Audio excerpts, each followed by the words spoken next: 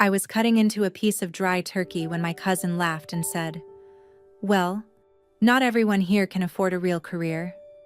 My uncle chimed in with a smirk. "You know, maybe you should date someone rich, just to even the family out."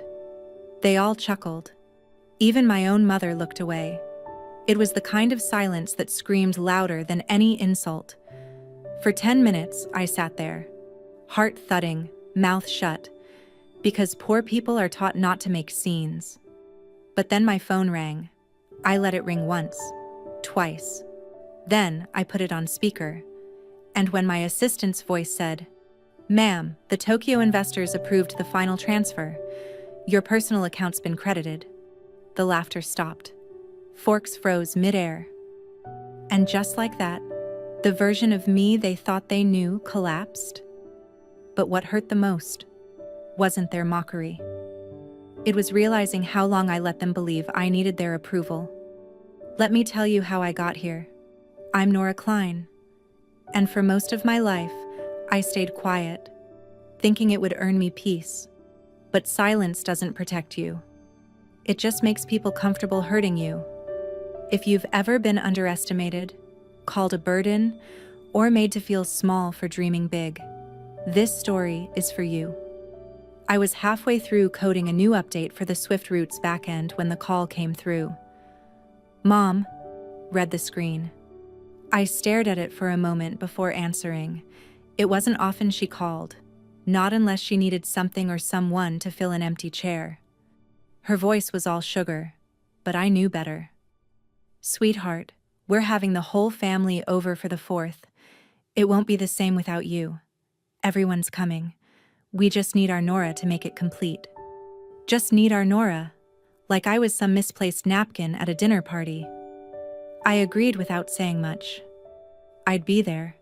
She didn't need to know what that meant.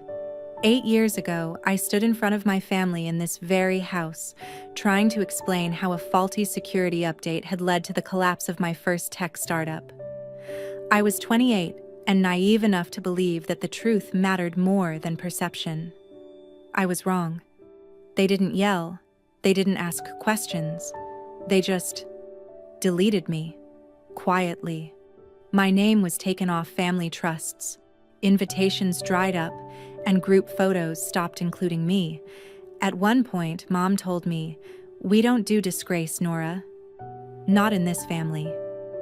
I never told them I used the last of my savings to rent a drafty attic apartment in Haverford. That I freelanced until midnight, building logistics code for local delivery drivers while eating frozen ramen for weeks. They never asked. What they never saw was the slow, quiet building of SwiftRoots. What started as a one-woman operation to streamline route management for independent couriers eventually turned into a full-scale logistics API. If you ordered flowers, groceries, or even urgent medication in this state in the last 3 years, chances are it traveled through my system. But I never put my name in headlines. I didn't need them knowing. Not yet. I didn't want revenge. Not the kind with yelling or lawsuits. I just wanted to see what they would do when faced with the very thing they had thrown away. I wanted to know, if they met me again without knowing who I was, would they treat me any differently? I'd find out soon enough. I packed a modest weekend bag and looked around my apartment.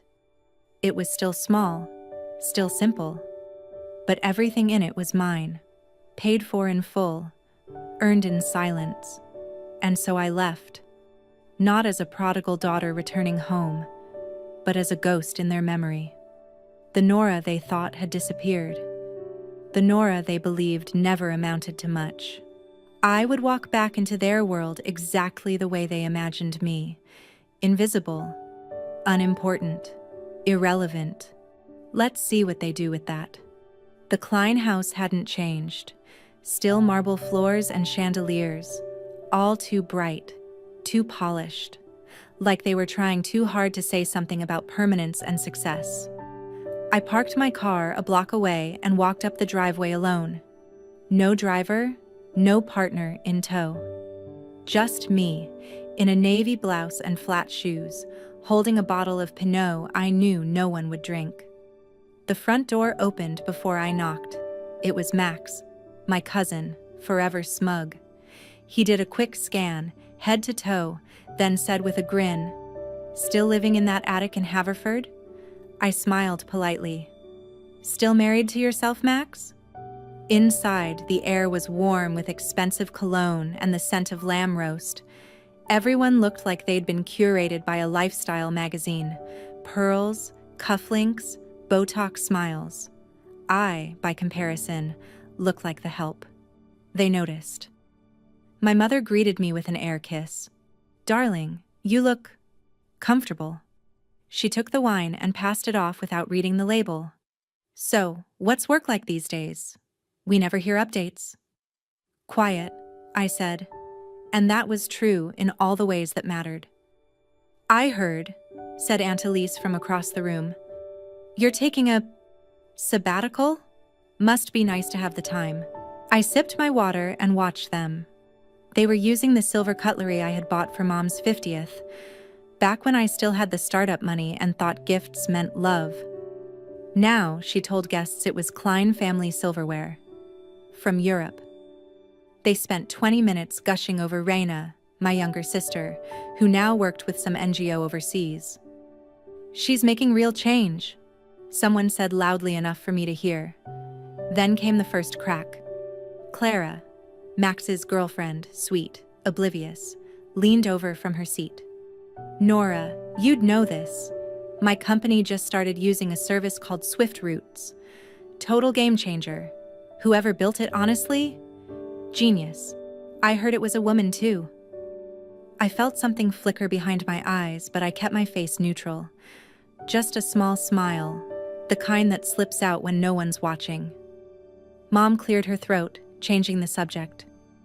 "You know, some people think they're on top of the world, and then life humbles them. Right back to where they started." Her voice was soft.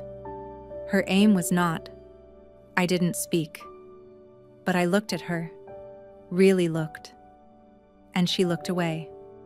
The silence that followed wasn't empty. It was charged. They thought they'd won something just by surviving me. What they didn't know was that the next course wouldn't be lamb, it would be truth. And it was already cooking. The conversation around the table had shifted from veiled insults to full-blown financial peacocking. Investment portfolios, real estate flips, IPO predictions. Everyone was out to prove they were winning. Max was in the middle of bragging about some shaky crypto venture when my phone rang. I picked it up and, with deliberate calm, said, "Excuse me," before placing it on the table and putting it on speaker. "Hi, Nora." June's voice was clear and crisp. "Just confirming tomorrow morning's meeting with Amazon Logistics. The $80 million deal is locked in. Legals sent over the updated contract draft for your review. Also, the tech teams flagged a minor security patch for the Swift routing algorithm. They want your final sign-off before pushing it live." Silence. It was stunning, as if someone had thrown a switch and all the noise died in a vacuum. Clara blinked at me, mouth slightly open. "Wait, Nora, you're the founder of Swift Routes?" I didn't answer right away. I just looked around at the table. Max was frozen mid-sip. My mother's hand tightened around her wine glass. The uncle who mocked my long vacation earlier was now pretending to study the floral arrangement. I turned to Clara. "You said your company uses the system, didn't you? Works well?" She nodded, stunned. "Better than any of the bigger guys. It's brilliant." Max laughed nervously. "Well, look at that.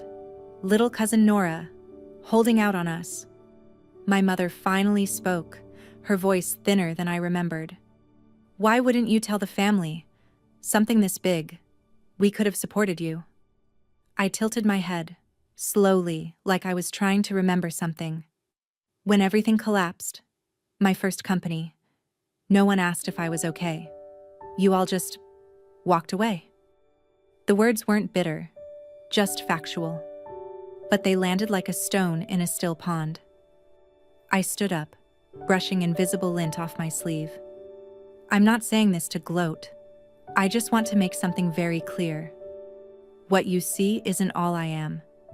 And from now on, I'd appreciate it if my silence wasn't mistaken for failure.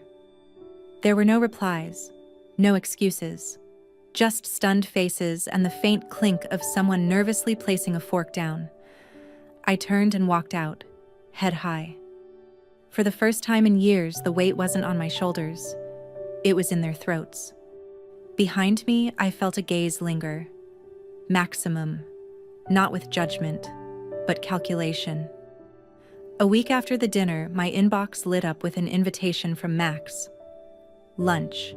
His tone was unusually courteous, the kind of performative respect I'd seen corporate execs use when they wanted something, but hadn't figured out how to ask for it yet. We met at a trendy new spot downtown, where the appetizers cost more than my monthly rent used to. Max arrived in a navy blazer and confidence, pulling my chair out like he was auditioning for charm school. I have to say, he started, you really surprised me. In a good way. You've built something remarkable, Nora. Really. I waited. People like Max always wrapped their offers in compliments. It was only a matter of time before the invoice showed up. I figured, he continued, you might need someone to help manage expansion on the East Coast. I've got solid contacts. Banks, a few press channels. I know the territory. You'd be unstoppable with the right partnerships. He slid a folder across the table. Inside was a strategic collaboration draft. He was proposing 30% ownership of any Eastern division in exchange for PR, media access, and bank facilitation. I flipped through it once, didn't even read the fine print. Then I asked evenly, what do you know about dynamic route optimization using API layers across decentralized courier hubs? He blinked. Well, that's your wheelhouse, obviously. I'm more of a macro guy. Right. He leaned in slightly, his voice lowering. Look, I'm just trying to help here. Let's not make it messy. The Klein name still means something in this town. People might talk if they think you're pushing the family away. There it was. The sugar-dipped threat. Max always had a gift for making manipulation sound like concern. I picked up the folder, closed it, and gently slid it back toward him. I've lived long enough to tell the difference between someone trying to help and someone just trying to carve a piece out of a pie they didn't bake. His mouth twitched, half smile faltering. And Max, I added, standing up, next time you bring a proposal to the table, at least understand the menu. I left before dessert was served. It was a Tuesday morning when my assistant buzzed in. Your mother's here. Says she doesn't have an appointment but insists it's important. I looked up from my desk, already knowing this wasn't a social visit. I told June to send her in. My mother walked in with a grace that had always bordered on performance. Tailored cream coat, matching brooch, and that air of moral superiority she wore like perfume. She scanned my office, sleek, quiet, efficient, with a restrained nod of approval, then smiled. I thought it was time I saw where you work, she said as she sat, placing a leather-bound folder on my desk. You've built something, and I think it's time we built something together. She opened the folder with a flourish. Inside were documents outlining a proposal for a charitable foundation, the Klein Legacy Initiative. A series of high-profile philanthropic ventures, food banks, scholarships, clean energy, all noble on the surface. But the kicker was this. The board would be made up entirely of established family figures, and I would be listed as executive director. The face, the operator, not the owner. You've always been brilliant, she said, smoothing the corner of the page. But imagine what you could do with the family name behind you. Nora, Klein blood commands respect. I kept my expression neutral. I've never needed anyone to fear me, just to trust the package shows up on time. She blinked, thrown for half a second. I stood, gesturing toward the hallway. Let me show you something. We passed the tech bullpen where maps, schedules, and live routing algorithms flickered on whiteboards and monitors. The hum of ideas. Real movement. No marble, no oil paintings of dead men in waistcoats. Just work. These people, I said quietly, don't care about my last name. They care that their systems don't crash, that their customers get bread delivered before noon. Back at the office door, she handed me a folded piece of paper. If you continue to distance yourself, she said softly, I won't be able to protect you from what the family may start to say. She left with her spine perfectly straight. Later, I opened the letter. One line stuck out like a knife between ribs. Even if I don't agree with what they say about you, I may not be able to stop it. They weren't coming to understand me. They were preparing to attack. 3 days later, a certified envelope arrived with the embossed crest of Klein and Partners, the family law firm. Once the pride of our clan, now just a crumbling edifice with unpaid rent and half its partners gone. Inside was a formal letter from Uncle Raymond. It was polite, even affectionate. He congratulated me on swift roots, then got to the point. The firm was failing. A takeover was imminent. And if I didn't act fast, outsiders would claim what had been ours for generations. He proposed that I purchase it, quietly, to preserve the honor of the Klein name. He offered me no seat at the table, no recognition, no ownership in name, just a check. He wanted me to pay to keep their dignity intact. If I agreed, I would be a benefactor, but never acknowledged. A silent vault to deposit their shame and withdraw a legacy. I thought about it for 5 seconds. Then I opened my laptop, drafted an email, and attached a photo. The image was a plaque outside Franklin Law School's newly built scholarship wing. It read, "The Swift Future Fund, in honor of persistence over pedigree." Below it was a list of 5 students from underrepresented backgrounds who'd just received full tuition. I typed, "Dear Uncle Raymond, I've already chosen where to invest my ethics." And it's not in institutions that once erased me from their letterhead. I hit send. Within 24 hours, a screenshot of my reply had surfaced in the family group chat, a cesspool of passive-aggressive emojis and curated family updates. One cousin called me a traitor to her bloodline. Someone else said I was biting the hand that raised me. I didn't reply. I just updated the Swift Routes code deployment system. Every package still arrived on time. The ping came in during a strategy call. June's voice crackled through my headset, low but urgent. "Nora, I think you need to see this." She forwarded the link. A thread on a well-known tech forum had just surfaced, claiming to contain fragments of SwiftRoute's core routing algorithm. The code was legit, partially obfuscated but clearly from an early version. By the end of the hour, it had been reposted across half a dozen Reddit subforums, with amateur developers picking it apart line by line. The ripple was instant. Investors began asking questions. Internal chatter spilled into emails. A few distribution partners quietly paused new contracts. One minor publication even speculated we'd plagiarized from an older routing system. Laughable, but in a digital storm, even a whisper becomes thunder. And then, Clara's name came up. She had had temporary back-end access during a performance audit last quarter. It was routine, approved, logged. But people didn't care about process. They cared about proximity. And Clara, bright and optimistic, also happened to be Max's ex. The connection was flimsy, but the board didn't need proof. They needed a gesture. In an emergency meeting, one of the advisors, a man who hadn't even known my name 6 months ago, offered his suggestion with a polished smile. Perhaps for stability, the CEO could step aside temporarily, just while we investigate. It was an ambush, dressed as concern. I looked around the room. Half of them couldn't meet my eyes. The others tried to, but with that hollow gaze that says, "This is for your own good." And just like 8 years ago, I was being asked to disappear for their comfort. I didn't raise my voice. I didn't protest. I simply nodded. I understand. Then I excused myself and walked straight to my office where June was already waiting.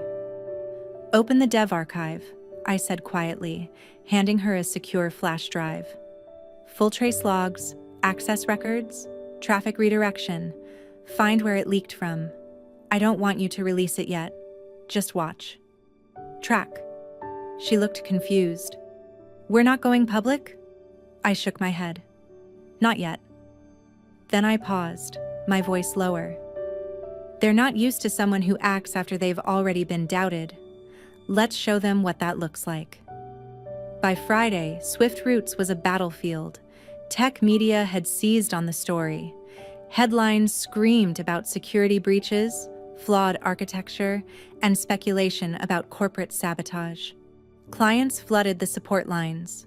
Internally, morale splintered. The whispers were loud enough to drown out the facts. Clara took a leave of absence, voluntary technically, but when half the board is raising eyebrows every time you walk in, absence becomes survival. I said nothing. No press release, no online statement, but June and I never stopped watching. Late one night, over a tray of vending machine coffee and server logs, she found it. A username tied to an old internal Git repository, Trainolds87, Trevor Reynolds. He had been one of our first engineers, brilliant, entitled, and ultimately fired for breaching courier privacy protocols. I'd buried the details at the time to protect the company's image, gave him a clean exit, even a recommendation. He had kept a beta build from his time on the development team. It wasn't theft in the traditional sense. It was spite disguised as opportunity. I looked at the report June compiled and closed my laptop. Then I did the unexpected.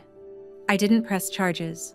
Instead, I released 15% of Swift Roots' core routing engine code, open source, public, with a statement on GitHub. Swift Roots was born from a desire to make logistics invisible and trustworthy. If trust requires transparency, then I choose transparency. Here's a piece of what we've built. Make it better. The tech world exploded. Developers, many from competing startups, swarmed the repo. Within hours, comments poured in. Bug fixes, performance tweaks, architecture suggestions. A former critic published a Medium post titled, "The CEO Who Blinked," and reset the standard. It didn't fix everything, but it changed everything. By Monday, 3 investors who had hesitated sent emails of support. One major client reinstated their contract. More importantly, our team, rattled but loyal, felt seen. Not defended, but led. That night, Clara walked into my office. Her eyes were glassy. She held her phone, still lit with the message I had sent her an hour before.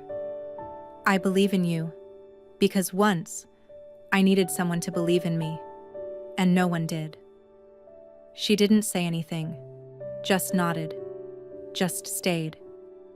The storm had passed, but it left a silence behind that buzzed louder than noise. The kind of hush that fills a place after everything has been shaken. And now, people walk slower, speak softer, as if not to disturb the fragile balance just regained.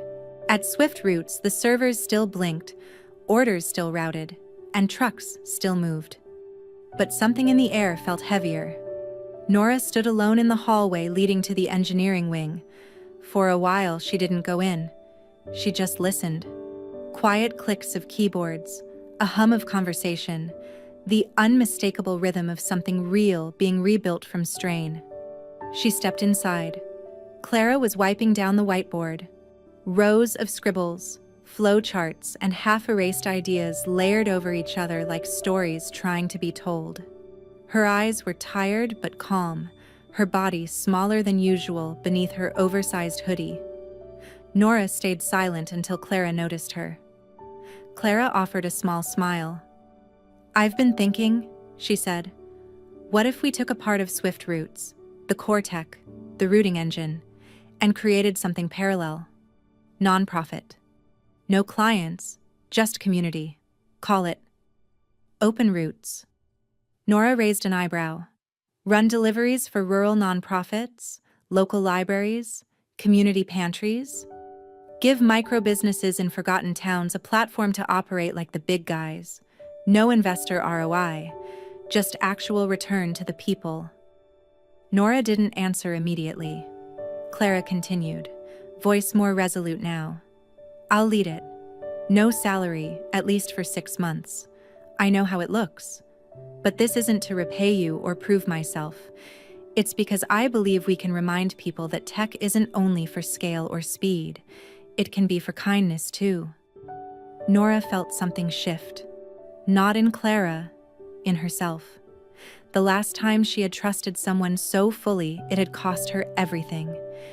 8 years of being erased, judged, silenced. But now, as she looked at Clara, she didn't see risk. She saw someone standing at the same edge she once did, except this time, she wasn't standing there alone. Do it, Nora said softly. No pitch deck, no budget forecast. Just do it. And do it like it means something. The next morning, she didn't expect to wake up to a headline. Forbes exclusive. Swift Routes launches. Open Routes, a tech CEO's bold move to pair profit with purpose. Attached was a sub-headline that read, From being called a silent founder to shaping a louder future. Nora stared at the screen, blinking. Later that day, an email arrived from Amazon Logistics. We'd like to shift from investment to partnership, it read. Innovation with intention is something we'd like to be a part of. Nora didn't smile, but she felt something more powerful, a quiet, anchoring peace. The day was ordinary in every sense. Sunlight spilling across the floor of her office, a half-eaten granola bar on her desk, and a proposal on her screen for a young female founder launching a rideshare app in remote Alaska. Then her phone rang. It was her mother. The voice on the other end was softer than she remembered. Tentative. Nora, she said, almost like testing the name. Would you come for dinner sometime this week? The family wants to talk. Really talk. There was no pretense this time, no rehearsed superiority, just a fragile sentence from a woman who once carved silence into a weapon. Nora didn't answer right away. She looked through the glass wall into the main workspace, where the new Open Routes team was in full brainstorm mode. June was helping 2 interns with budget logistics, while Clara was enthusiastically reviewing UI designs made for older adults with limited tech skills. The room felt alive, earnest, home, a different kind of family. She thought about how many times she had longed for her mother's acknowledgement, for the feeling of being invited instead of ignored. Now that the invitation came, it no longer held the weight it once did. Later that evening, she returned the call. Her voice was calm. I appreciate the invitation, I do, but I'm deep into a long-term initiative right now. If there's something important, maybe you could write it in a letter. I'll read it. But I won't come back to a table where I was once unheard, just to relive the silence. No anger, just truth, shaped by time and boundary. A few days later, in a modest but crowded room at the back of a university business incubator, June presented the first draft of Mentor Bridge, a platform connecting minority tech students in underfunded schools with veteran mentors. Nora didn't lead the meeting. She didn't speak first or last. She sat at the far end of the table taking notes, listening. There, in that quiet corner, she realized something. I never needed applause, she thought. What I needed, and what I can give now, is the chance for someone else to not be written off just because they dared to be silent. Not every redemption needed noise. Some arrived in the shape of a steady hand, extended, not for credit, but to make sure no one else falls through the cracks where she once disappeared. A year had passed, and with it, the chaos and firestorms that once defined Nora's days had given way to something quieter, more deliberate. Her inbox still buzzed, her days were still long, but her mind felt lighter. Not because the world had changed, but because she had. That morning, she stood outside the stone arch of her old university, the one where her journey had first derailed. The campus buzzed with life, students in hoodies rushing to class, coffee carts wafting steam into the cold air, the air full of casual brilliance. Nora hadn't set foot here in nearly 9 years, not since her first startup crashed, and the school's administration revoked her scholarship and suspended her, without appeal or conversation. Back then, she had left with a cardboard box and a digital void where her dreams used to live. Now, she was back. But not as an alumna, not even by name, just as an unnamed guest of honor for a scholarship fund created by an anonymous donor. A program called First Fall, designed for student entrepreneurs from low-income backgrounds. The very kind of student she once had been. When her name was announced, it wasn't her full name, just a former student who walked a longer path. She stepped onto the stage in the same auditorium where she once sat in the very back row, trying to disappear. She faced the audience. Rows of young faces looked up at her with a kind of hope she had once forgotten how to carry. For a moment, she couldn't speak.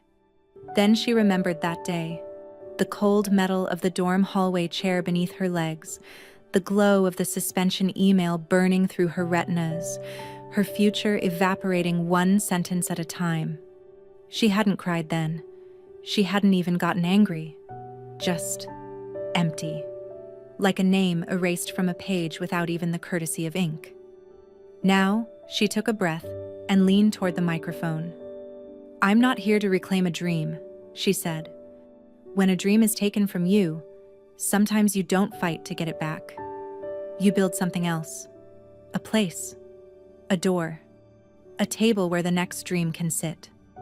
She stepped down without applause. Outside, as she passed through the quad, a student jogged up beside her. A second-year girl with thick glasses and paint-stained jeans. "Excuse me," she said, breathless. "Were you the one who made First Fall happen?" Nora didn't pause. She just smiled, gently. "No," she said. "That was someone who once got told she didn't belong. She just decided not to let silence be the last word." The invitation came in a plain envelope. No letterhead, no big logo.